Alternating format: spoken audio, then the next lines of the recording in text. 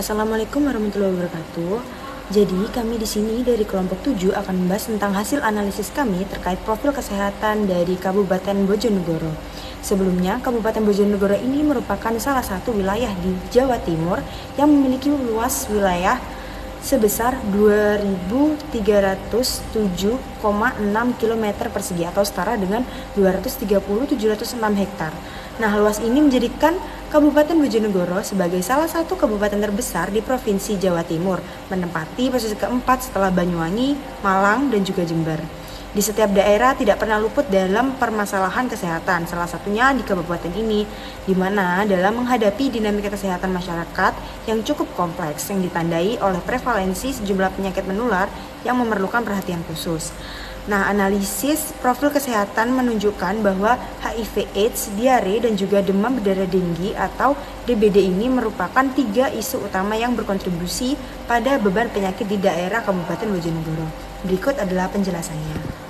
Selanjutnya yaitu membandingkan 3 indikator kunci data dari Kabupaten Bojonegoro dengan data nasional. Yang pertama yaitu HIV. Jumlah kasus HIV yang ditemukan di Indonesia di tahun 2023 adalah 57.299 orang dan pada tahun 2022 sebanyak 10.525 orang. Sedangkan pada Kabupaten Bojonegoro dapat diketahui jika tahun 2022 di Kabupaten Bojonegoro ditemukan adanya 304 kasus HIV. Sementara itu untuk kasus HIV pada tahun 2023 ditemukan 384 kasus.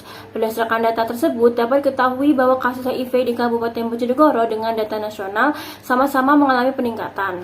Selanjutnya, indikator yang kedua yaitu diare. Berdasarkan data SKI, jumlah kasus diare di Indonesia dalam skala rentang usia pada tahun 2023 adalah 877.531 orang. Dan data diare di Indonesia tahun 2023 menunjukkan penurunan dibandingkan tahun 2022, terutama pada kelompok usia balita. Hal tersebut menunjukkan bahwa penemuan kasus diare di Indonesia dan di Kabupaten Bojonegoro sama-sama mengalami penurunan. Dan indikator yang ketiga yaitu DBD. Pada tahun 2022 sebanyak 143.176 kasus, sedangkan pada tahun 2023 kasus DBD sebanyak 114.720 orang. Sedangkan di Kabupaten Bojonegoro pada tahun 2023 ditemukan 293 kasus dengan jumlah kematian 1 orang dan jumlah kasus DBD pada tahun 2022 adalah 112 kasus dengan 2 kematian. Berdasarkan data tersebut dapat diketahui jika angka kasus DBD di Kabupaten Bojonegoro mengalami peningkatan, namun di Indonesia mengalami penurunan angka kasus. Baik, yang selanjutnya adalah hasil dari masalah kesehatan real di Kabupaten Bojonegoro. Yang pertama adalah masalah kesehatan dari diare. Nah, diare sendiri merupakan masalah kesehatan real di Kabupaten Bojonegoro. Masalah kesehatan real yang pertama ini yaitu diare memiliki kasus sebanyak 11.499 kasus pada tahun 2022 dan sebanyak 183.338 kasus yang ditemukan di Jawa Timur menurut Badan Pusat Statistik Provinsi Jawa Timur. Nah, juga pada sebuah berita di blog Bojonegoro ada seorang warga dari Bojonegoro yang ditemukan tergeletak di pinggir jalan. Nah, warga ini setelah diperiksa oleh petugas kesehatan ternyata didiagnosis mengalami penyakit diare. Nah, oleh karena itu ditemukannya seorang warga yang tiba-tiba terserang penyakit, tiba-tiba tergeletak di jalan juga. Ini menjadi perhatian yang perlu sangat diwaspadai oleh warga Bojonegoro. Nah, yang selanjutnya adalah masalah kesehatan demam berdarah DMG atau DBD. DBD ini merupakan masalah kesehatan real yang terjadi di Bojonegoro dengan kasus sebanyak 374 pada tahun 2022 dan menurut Dinkes Bojonegoro sendiri jumlah kasus DBD pada tahun 2024 itu meningkat dibandingkan tahun 2023. Nah, ini juga menjadi perhatian bagi pemerintah Kabupaten Bojonegoro karena di tiap tahunnya DBD ini terus-terusan meningkat.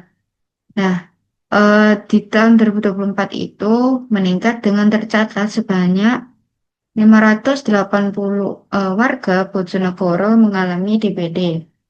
Nah, dengan mengatasi hal itu, pemerintah mengeluarkan aturan dalam Surat Edaran Bupati Bojonegoro nomor 400.7.9.2 garis miring 5910 garis miring 412.202 garis miring 2024 tentang kewaspadaan terhadap peningkatan kasus DBD. Nah, dalam surat edaran ini diharapkan dari warga Bojonegoro itu sama-sama memiliki kewaspadaan terhadap penyakit DBD agar tidak terjadi peningkatan kasus atau masalah kesehatan ini lagi. Lalu yang terakhir ada masalah kesehatan HIV. Nah, pada masalah kesehatan HIV ini sudah dites pada setiap warga di Bojonegoro. Nah, sebanyak 1% warga yang ditemukan sudah melakukan tes OD HIV dan ditemukan juga sebanyak 74,1% itu sudah mendapatkan pengobatan ARV. Nah, menurut blok HIV sendiri, 5 provinsi dengan jumlah penemuan kasus HIV yang tertinggi itu ada Provinsi Jawa Timur, Provinsi Jawa Tengah, Provinsi Jawa Barat, Daerah Khusus Ibu Kota Jakarta, dan Sumatera Utara. Nah, pada Kabupaten Bojonegoro sendiri selama tahun 2023 ditemukan sebanyak 384 kasus HIV dengan rincian laki-laki sebanyak 221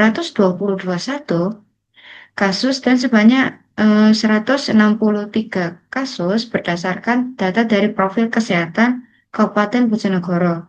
Nah, berdasarkan Badan Pusat Statistik Provinsi Jawa Timur, jumlah kasus HIV pada tahun 2024 itu di Bojonegoro itu sebanyak 369 kasus.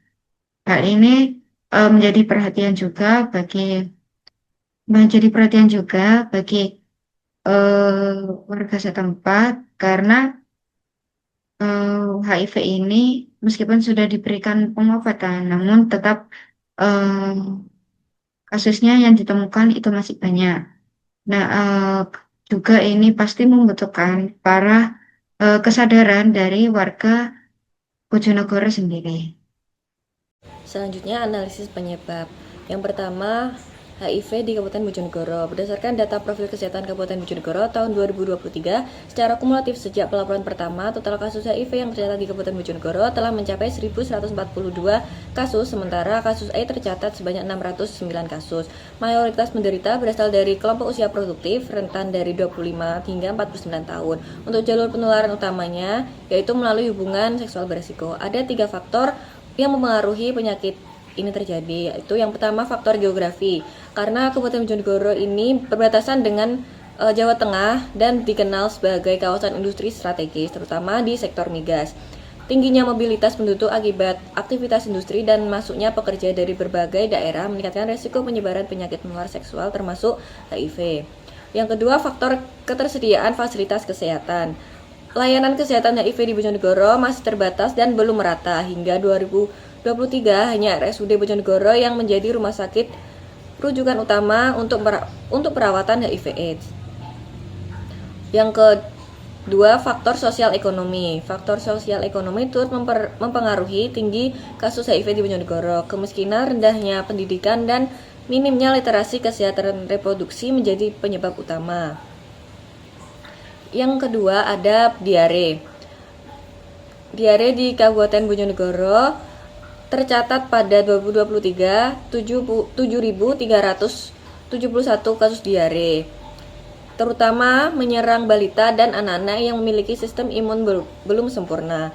Penyebaran kasus merata, namun lebih tinggi di daerah dengan sanitasi buruk, akses air bersih minim, serta wilayah rawan banjir dan kekeringan yang memperburuk kualitas air. Faktor-faktor yang mempengaruhi yaitu faktor geografi, karena Bojonegoro memiliki kondisi geografis beragam yang mempengaruhi kualitas air dan sanitasi. Daerah banjir seperti Borno, Kanor dan Truco menghadapi resiko tinggi kontaminasi air saat musim hujan. Sementara di wilayah selatan sering mengalami kekeringan dan pengendalian air sumur dangkal yang kurang higienis.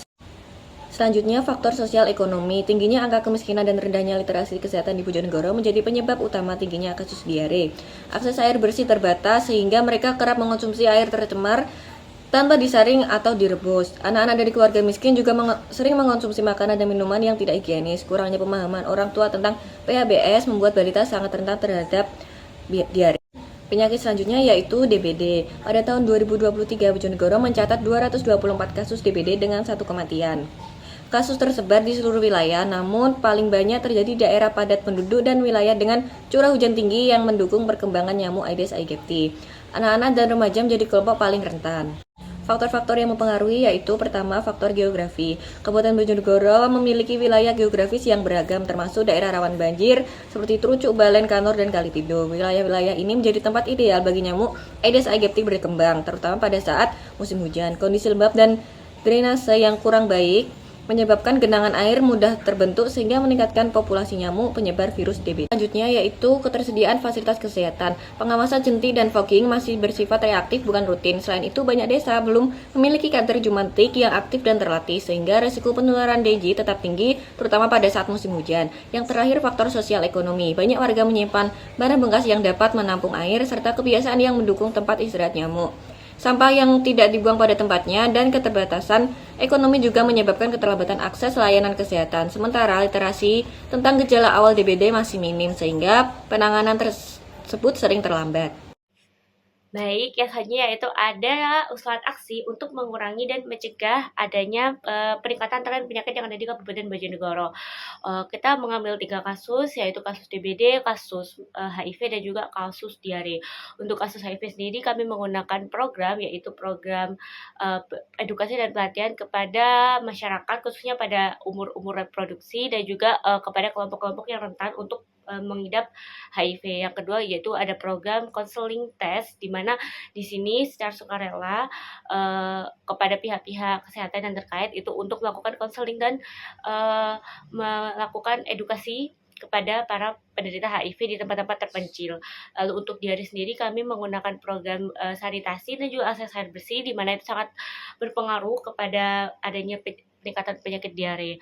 Lalu juga ada program untuk edukasi PHBS yang bisa diselenggarakan di setiap desa. Lalu yang ketiga untuk masalah DBD kami menggunakan edukasi mengenai cara 3M, mengurus, menutup, dan mengubur, dan juga kita juga ada edukasi untuk kader jumantik agar kader jumantiknya lebih aktif dan juga dapat menjaga setiap daerahnya itu agar bisa lebih aman dari penyakit DBD. Dan untuk sumber dayanya kami menggunakan APBD dan juga dana-dana pendukung seperti dana desa dan juga CSR dengan tenggat waktu 6 hingga 12 bulan.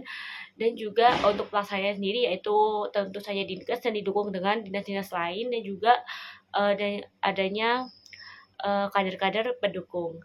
Nah, sekian untuk presentasi dari mata kuliah Sistem Informasi Kesehatan yang dapat kelompok 7 sampaikan. Kurang lebihnya mohon dimaafkan. Wassalamualaikum warahmatullahi wabarakatuh.